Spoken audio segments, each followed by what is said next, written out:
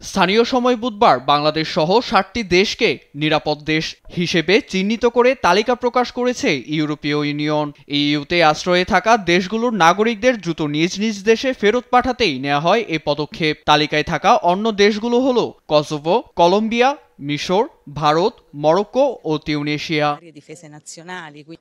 মূলত ২০১৫ ও ১৬ সাল থেকেই আশ্রয় প্রার্থীদের ঢল সামলাতে জটিলতার মুখে পড়ে ইইউ। বিশেষ করে মরক্কো, তিউনিসিয়া, মিশর থেকে আসা সামাল দেয়া হয়ে ওঠে বড় চ্যালেঞ্জ। এতে নিজেদের অভিবাসন ও শরণার্থী নীতিমালা পরিবর্তন করে সংকট নিরসনে একমত হয় ইইউর ২৭টি দেশ। ফলে তালিকাভুক্ত দেশগুলো থেকে আসা আবেদন ৩ মাসের মধ্যে পর্যালোচনা করে তা প্রত্যাখ্যানও করতে পারবে ইইউ।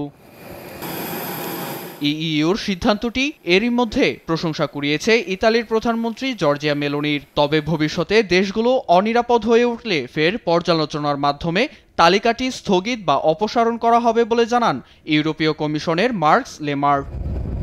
অন্যদিকে পদক্ষেপটি বিভ্রান্তিকর এবং বিপজ্জনক বলে আখ্যা দিয়ে নিন্দা জানায় বেশ কয়েকটি মানবাধিকার সংস্থা। উদ্বেগ জানায় ইউরোপিয়ান পার্লামেন্ট ও ইইউর কয়েকটি সদস্য রাষ্ট্র। এছাড়া দেশগুলোর আঞ্চলিক ও সংখ্যালঘুদের নিরাপত্তার বিষয়টি পর্যবেক্ষণ ছাড়াই নিরাপদ দেশ হিসেবে তালিকাভুক্ত করায় উদ্বিগ্ন ইউরোপিয়ান বিচারিক আদালতও। ইউরোপিয়ান পার্লামেন্ট ও সদস্য দেশগুলোর অনুমোদন পেলে শিগগিরই কার্যকর হবে পদক্ষেপটি। নীরব দাস, নিউজ ডেস্ক, দেশ টিভি।